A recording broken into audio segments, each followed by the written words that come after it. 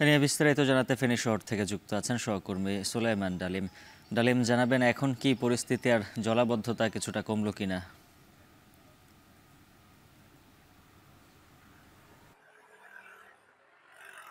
উজ্জ্বল, গতকাল বিকেল পর্যন্ত ফেনী শহরের যে চিত্র ছিল একদম কোমর পরিমাণ পানি, সেই চিত্র থেকে কিছুটা উত্তরণ হয়েছে।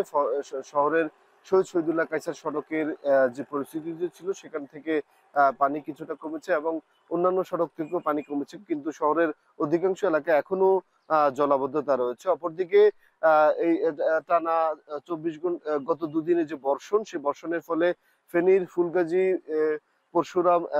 পরশুরামের যে তিনটি সীমান্তবর্তী নদী রয়েছে, মুহুরী, কহুয়া এবং সিলোনিয়া নদী, সেই তিনটি নদীর পানি কিন্তু বিপদসীমা অতিক্রম করেছে। আমরা সর্বশেষ রাত 2টায় যে খবর পেয়েছি, তখনও সেই তিনটি নদীর পানি বিপদসীমার 137 সেন্টিমিটার উপর দিয়ে প্রবাহিত হচ্ছিল।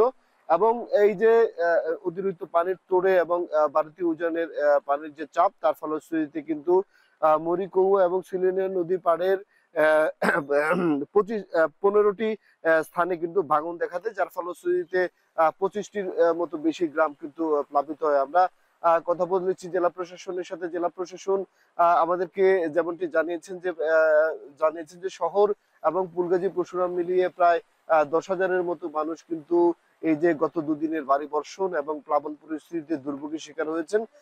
সব মিলিয়ে ফেনীর যে বন্যা পরিস্থিতি, সেই বন্যা পরিস্থিতি শহরে কিছুটা উত্তরণ হলেও সীমান্তবর্তী যে তিন নদী, ফুলগাজী, পরশুরাম এবং কহুয়া, এবং সেখানে কিন্তু অবনতি হয়েছে এবং এই নদীর যে বাঁধ, সেগুলো ভেঙে কিন্তু এলাকায় পানি ঢুকছে, যার ফলশ্রুতিতে কিন্তু মানুষের গর্ভস্মৃতি থেকে শুরু করে রাস্তাঘাট এবং বিভিন্ন অঞ্চল প্লাবিত হচ্ছে এবং পুকুর, ফসলি জমি সহ বিভিন্ন এলাকা কিন্তু প্লাবিত হচ্ছে। আমরা কথা বলেছি জেলা প্রশাসনের সাথে। জেলা প্রশাসন আমাদেরকে যেমনটি জানিয়েছেন যে এই যে দুর্যোগ পরিস্থিতিতে ফুলগাজীতে 93টি আশ্রয় কেন্দ্র এবং পরশুরামে 65টি আশ্রয় কেন্দ্র খোলা হয়েছে।